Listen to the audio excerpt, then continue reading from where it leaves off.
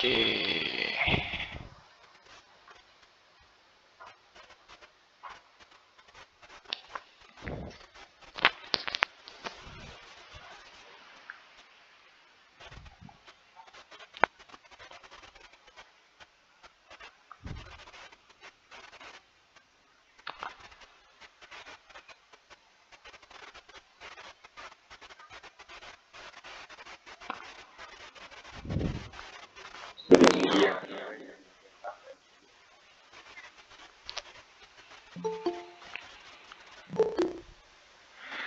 Nah, sebelum materinya saya sampaikan, kita akan melakukan kesepakatan dulu.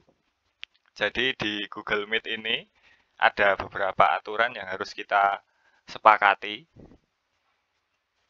Yang pertama, ketika guru berbicara, anak-anak diam dan mendengarkan.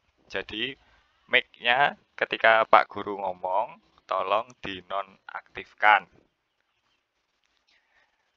Kemudian yang kedua, ketika ada temanmu yang bertanya atau memberi pendapat, nah contohnya nanti kalau ada temanmu yang tanya, kamu mendengarkan, yang lain mendengarkan dan diam, jangan ditimpali.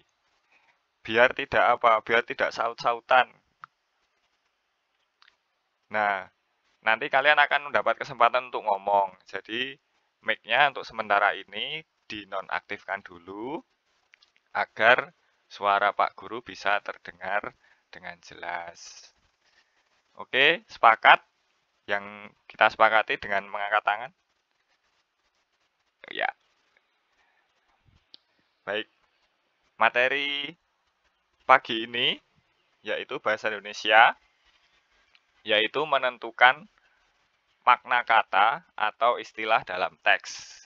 Ya, itu makanya Pak Guru minta anak-anak yang belum menyiapkan lembar tugasnya, yang bahasa Indonesia yang kemarin diambil, disiapkan dulu. Karena kita akan membahas ringkasan materi yang ada di situ. Yuk, disiapkan dulu. Nah, jadi materi kelas 6 Bahasa Indonesia ini kita mulai dari sini dulu, menentukan makna kata dan istilah.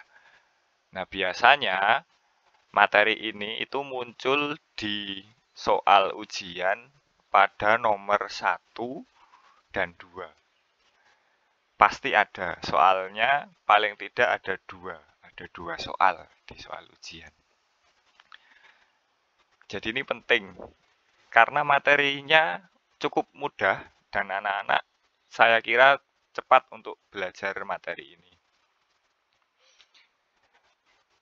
Yang pertama, apa itu kata? Nah, mungkin anak-anak sering dengar ya, kata. Jadi kata adalah unsur bahasa yang susunannya terdiri dari kumpulan huruf. Nah, jadi gampangnya kata itu kumpulan huruf yang memiliki sebuah arti sehingga dapat berfungsi untuk membentuk kalimat, frasa, dan klausa. Nah, yang Pak Guru tebali ini itu yang penting. Jadi, kata itu kumpulan huruf, memiliki sebuah arti. Kalau kumpulan huruf tidak punya arti, berarti bukan kata. Nah, berfungsi untuk apa kata itu? Untuk menyusun sebuah kalimat, untuk membentuk kalimat, frasa, dan klausa. Nah, untuk frasa dan klausa tidak kita bahas. Kita hanya membahas kata.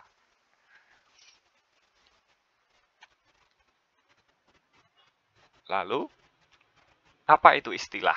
Nah, istilah itu kata atau gabungan kata yang dengan cermat mengungkapkan makna konsep, proses, keadaan, atau sifat yang khas dalam bidang tertentu. Nah, ini kata kuncinya ini. Kata atau gabungan kata dalam bidang tertentu. Jadi setiap bidang itu punya istilah. Istilah masing-masing. Contoh. Nah, ini banyak sekali. Ini bisa kamu lihat di ringkasan materi. Jadi, Setiap bidang itu punya istilah masing-masing, seperti pertanian. Di pertanian kita mengenal istilah puso, ijon, paceklik. Oh, paceklik itu apa paceklik? Ada yang tahu? Coba mic-nya diaktifkan. Ada yang tahu artinya paceklik itu apa? Kesusahan. Terus ada lagi yang mau berpendapat, paceklik artinya apa? Putus hubungan. Putus hubungan. Bukan. Paceklik itu artinya? Ya betul, kesusahan. Kesusahan karena kalau di pertanian karena Pertaniannya sama bukan. Kalau paceklik itu karena kekeringan kalau di pertanian. Jadi apa akibat dari kekeringan itu mengalami paceklik, susah tumbuh tanamannya. Lalu varietas unggul, pasca panen, panca usaha tani. Kalau di lalu lintas ada lajur, jalur, parkir, marka jalan, rambu, tilang, derek, motor bodong. Nah, ini dan sebagainya. Banyak ya. Di pertanian pun juga banyak.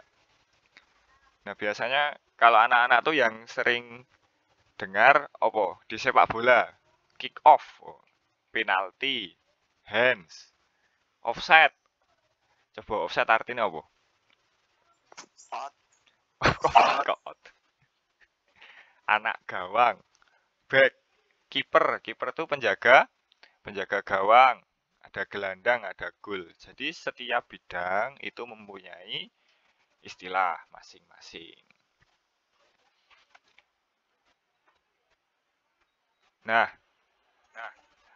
kita selanjutnya membahas makna denotasi dan makna konotasi. Nah, makna denotasi adalah makna dasar atau makna yang sebenarnya. Nah, yang Pak Guru tebali ini, makna denotasi adalah makna yang sebenarnya. Makna konotasi merupakan makna tidak sebenarnya. Oke, apa toh Pak? Kok koyo ngene ya? Nanti kita jelaskan melalui soal. Daves, jangan nyanyi dulu. Siapa yang nyanyi? Nah, contohnya ini. Suatu malam, warga RT 07 dilanda kepanikan. Beberapa rumah warga dilalap si jago merah. Pak Gunawan, selaku ketua RT 07, menelpon pemadam kebakaran setempat. Pak Sigit, yang kebetulan bertugas malam itu, segera bersiap. Dia mengajak Wahyu dan Dimas berangkat ke tempat kejadian. Wahyu dan Dimas adalah tangan kanan Pak Sigit. Sesampainya di lokasi, mereka dengan sigap menjinakkan si jago merah. Keesokan harinya, baru diketahui, ternyata kejadian semalam sengaja dilakukan. Polisi menangkap seorang tersangka dan membawanya ke meja hijau. Tersangka terbukti bersalah karena sengaja melakukan perusakan rumah warga dan akan mendekam di balik jeruji besi untuk waktu yang cukup lama. Kita perhatikan cerita ini. Di RT 07 ada jago merah.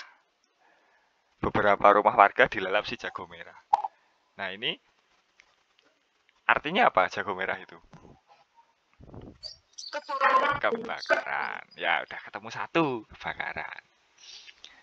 Kemudian Pak Sigit kebetulan bertugas malam itu segera bersiap. Dia mengajak Wahyu dan Dimas berangkat ke tempat kejadian. Wahyu dan Dimas adalah tangan kanan Pak Sigit. Tangan kanan Pak Sigit, Wahyu dan Dimas. Pak, tangan kanannya ada dua berarti. Sesampainya di lokasi, mereka dengan sigap menjinakkan si jago merah. Jadi tadi petugas pemadam kebakaran memadamkan api kebakaran.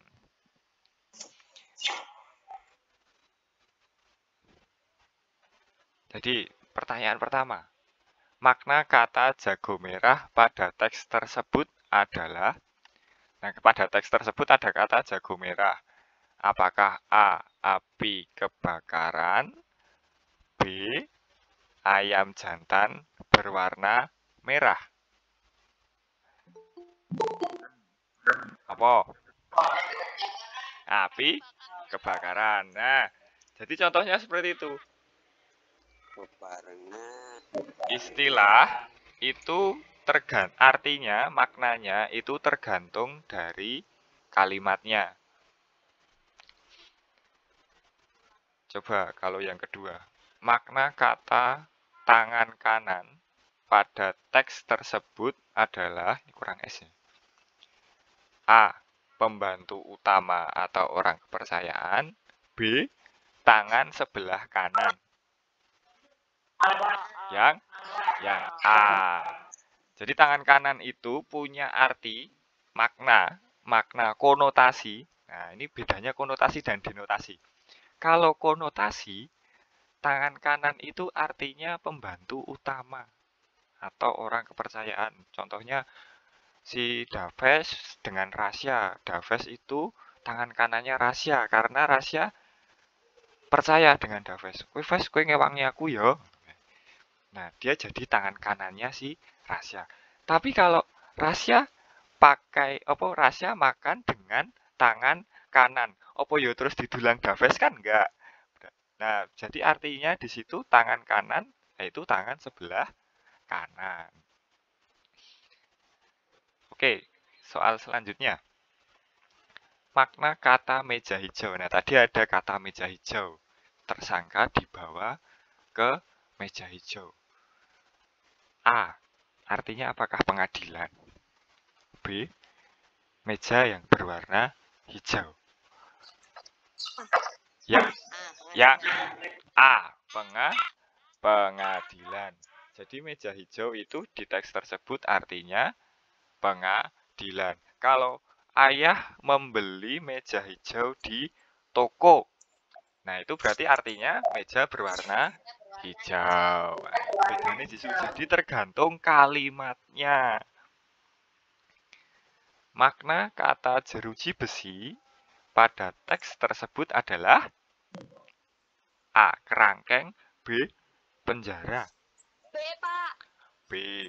Penjara. Nah, jadi kalau manusia mosok dimasukkan kerangkeng kan enggak mungkin. Manusia ya di penjara. Kalau di kerangkeng itu hewan. Oke, sampai sini ada pertanyaan? Tidak. Ya, kalau begitu dibuka ringkasan materinya.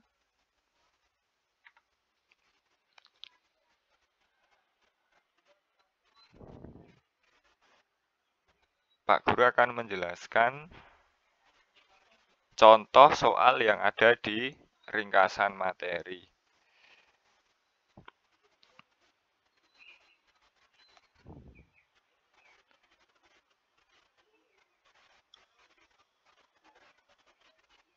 Anak-anak tolong ikuti dengan serius ya, membahas mainnya nanti dulu. Kita Google Meet pelajaran. Ayo Kevin, Daves. Di kolom chat ya Pak Guru tahu. Contoh.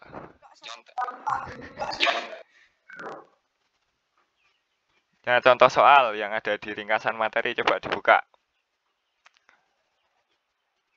Sungai Opak banjir. Belum lama ini Sungai Opak meluap ke permukiman penduduk. Persawahan rusak, terkena terjangan Sungai Opak.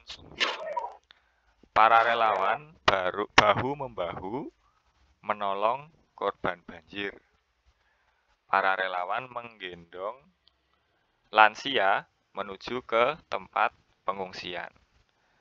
Banjir Sungai Opak telah menimbulkan kerugian bagi warga di bantaran Sungai Opak. Nah, di sini ada istilah menggendong. Makna istilah menggendong pada paragraf tersebut adalah Di situ jawabannya C. C. Nah, kenapa kok C? Nah, itu kita bahas ini. Jadi, untuk menentukan makna istilah, selain menggunakan kamus ya, karena ketika ujian kita tidak boleh menggunakan kamus, pertama perhatikan kalimat yang terdapat istilah menggendong.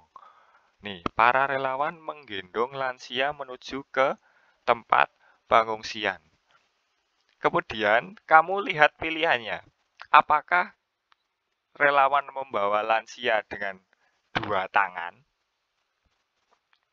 Mungkin ya?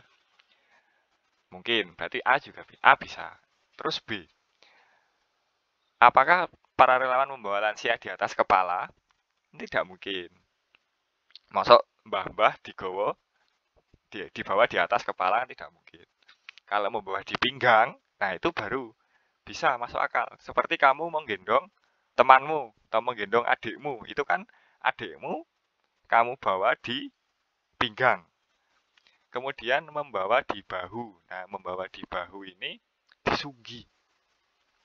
Kalau bahasa Jawa ini dipikul, apa? Bahasa Jawa ini disunggi.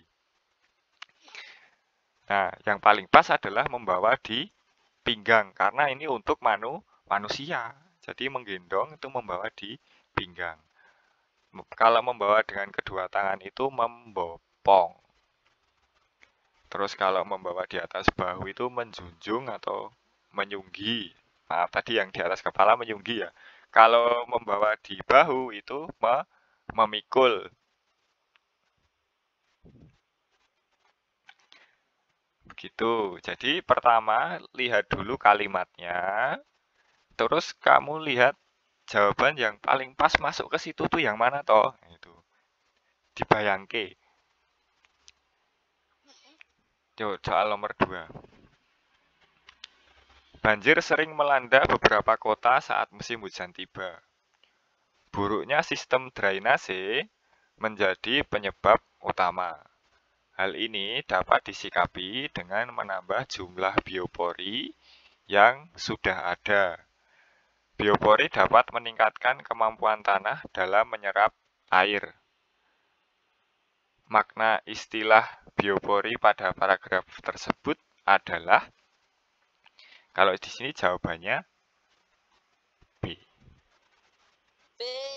Yo, sono jawabannya. Tapi kenapa kok B kan itu? Nah, langkahnya seperti tadi. Lihat kalimat yang ada istilah biopori. Hal ini dapat disikapi dengan menambah jumlah biopori yang sudah ada. Biopori dapat meningkatkan kemampuan tanah dalam menyerap air. Dari kalimat itu, ini kalimatnya ada 2. Diperoleh informasi biopori itu dibuat oleh manusia. Karena apa? Hal ini dapat disikapi dengan menambah jumlah biopori. Berarti bioporinya itu sengaja dibuat. Berarti yang C tidak tepat. Coret we. Cepat, tidak cepat. Ini dicoret. Karena dibuat oleh manusia. Karena sengaja ditambah. Kemudian meningkatkan kemampuan tanah menyerap air. Nah, lihat di sini yang ada kata-kata menyerap atau meresap. Nah, ini yaitu yang B. Ini bukan terbunga tapi terbuang. Salah ketik ini. Terbuang. Nah, jadi fungsinya biopori itu untuk menyerap. Ini ada kata-kata menyerap.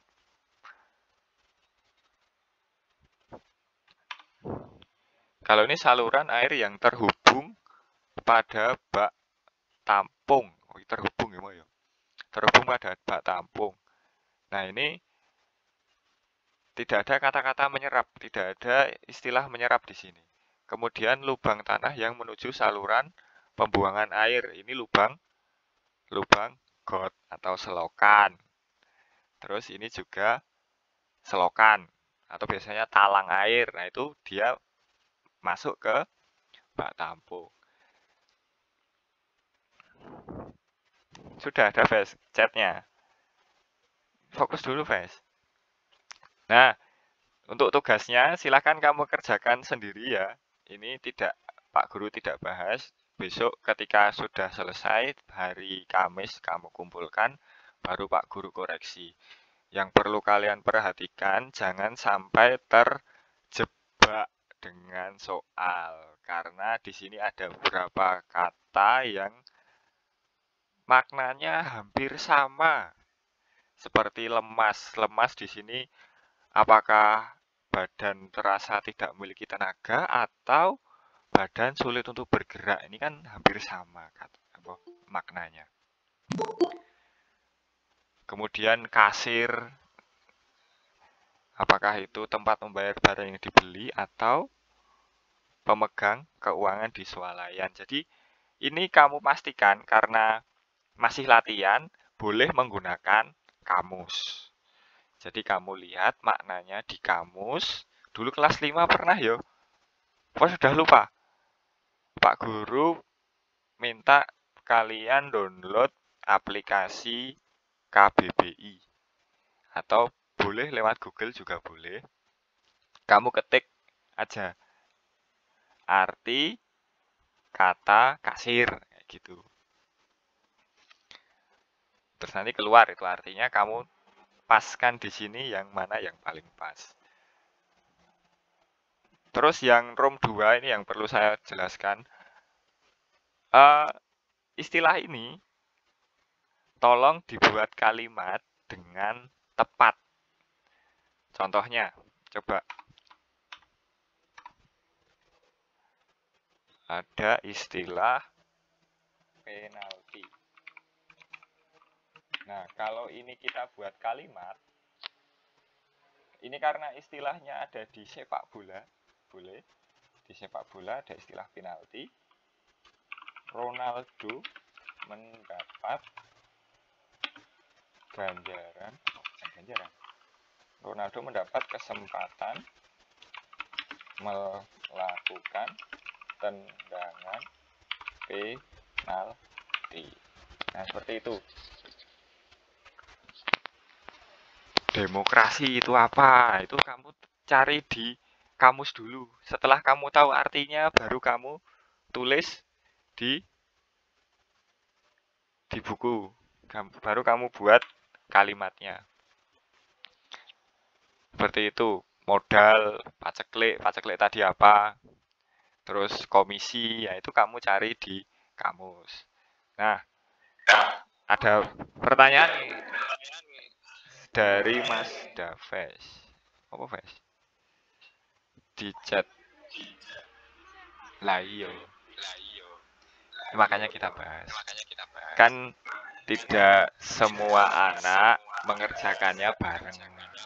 Ada yang belum, ada yang sudah. Tuh. Nah, ini kalau kalian sudah mengerjakan ya tidak apa-apa. Siapa tahu mau dibetulkan, mau diteliti lagi juga boleh. Gitu. Yang belum mengerjakan nih jadi tambah jelas ya. Jadi untuk menentukan makna kata, itu kamu lihat kalimatnya. Isine kalimat iki opo? Jadi biar betul, biar pas.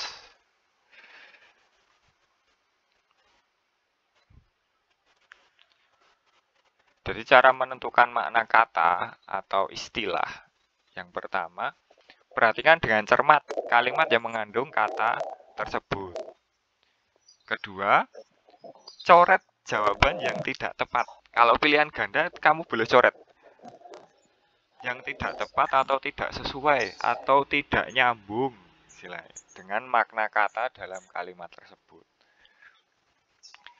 Terus pilih jawaban yang maknanya paling sesuai dengan isi atau maksud kalimat tersebut. Kemudian pastikan kebenaran jawabanmu dengan mencari maknanya di dalam kamus. Nah, kenapa kok saya kasih tanda bintang? Karena ketika ujian kita tidak boleh menggunakan kamus. Nah, ini untuk materi ini itu harus banyak-banyak latihan. Jadi biar di dalam kepalamu itu banyak kata-kata atau istilah yang kamu tahu, yang kamu hafal itu, makanya pentingnya membaca. Jadi anak-anak kelas 6 itu harus mulai suka membaca. Ada yang suka membaca cerpen atau novel?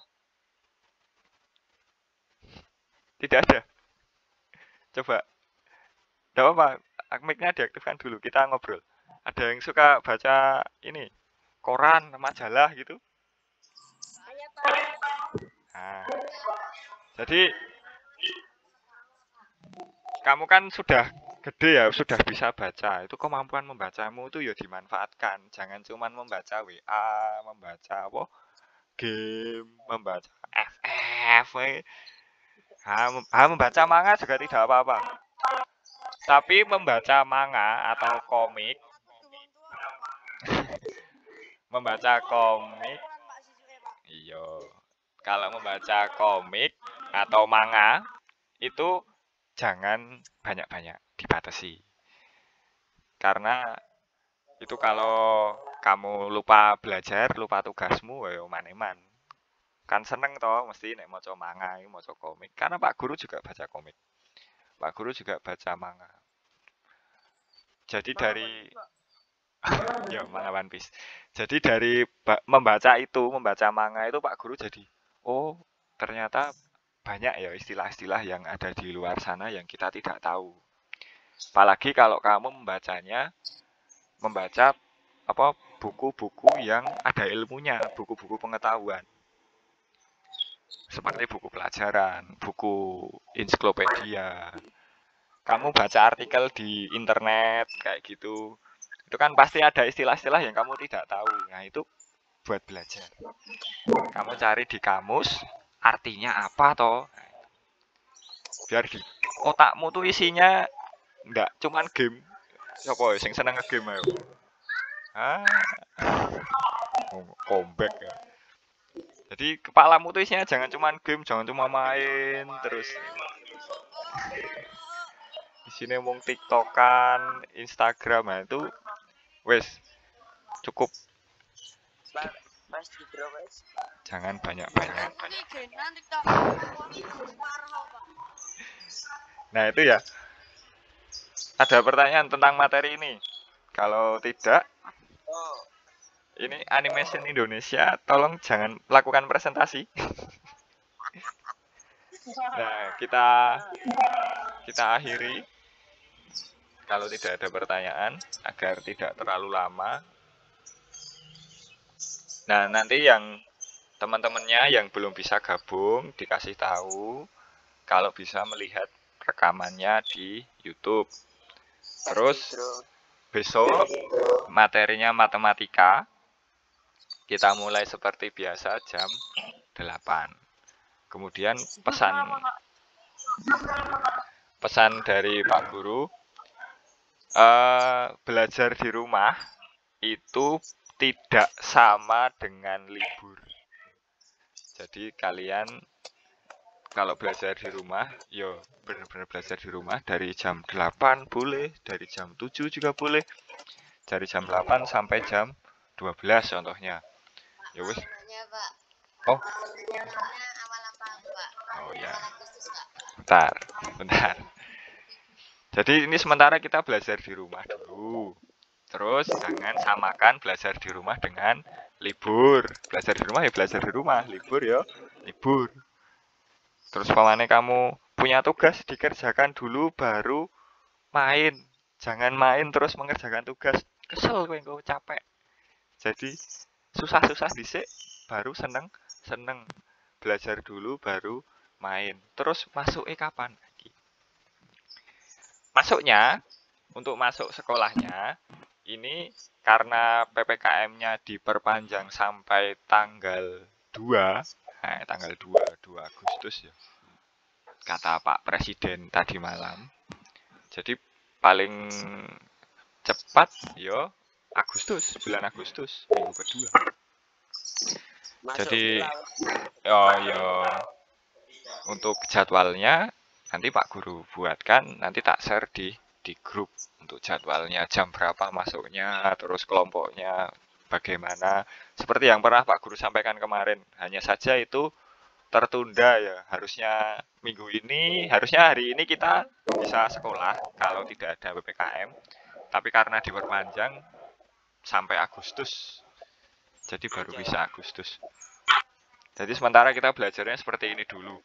Besok matematika, materinya bilangan bulat, disiapkan seperti biasa tugasnya dan buku catatan kalau untuk mencatat. Jadi lembar tugas itu akan kita bahas besok. Terus jangan lupa dikerjakan. Yang tugas hari ini, yang bahasa Indonesia, yang kemarin Paknya belum mengerjakan, silakan dikerjakan hari ini. Jangan ditunda-tunda. Engko ning di hari Kamis dikumpulkan biar tidak numpuk-numpuk. Mosok tugas 1 minggu dikerjakan dalam waktu 1 malam kan, yo tidak mungkin toh. Dicicil satu-satu atau dua-dua kayak gitu. Oke, tidak ada pertanyaan? Tidak ya? Tidak, Pak. Karena tadi kita mulai ternyata belum berdoa. Jadi kita akhiri dengan berdoa. Hanya, Pak. Gimana Nafa? Kerjain tugasnya di buku campuran sendiri, Pak. Oh ya. Untuk tugasnya yang selama di rumah menggunakan buku campur. Jadi dicampur jadi satu. Satu buku saja. Agar besok ketika mengumpulkan tidak numpuk-numpuk banyak bukunya. Jadi satu saja yang digunakan. Besok ketika berangkat sekolah baru kita pakai buku yang khusus. Kalau untuk mencatat boleh dipisah, boleh dicampur. Begitu? Ada lagi?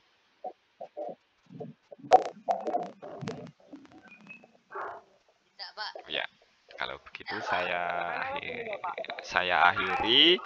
Mohon maaf jika Pak Guru ada kesalahan. Terima kasih sudah mengikuti dengan baik. Semoga besok bisa ditingkatkan lagi, bisa lebih fokus. Mari kita akhiri dengan membaca hamdalah. Alhamdulillahirabbil alamin. Wassalamualaikum warahmatullahi wabarakatuh. Assalamualaikum warahmatullahi wabarakatuh.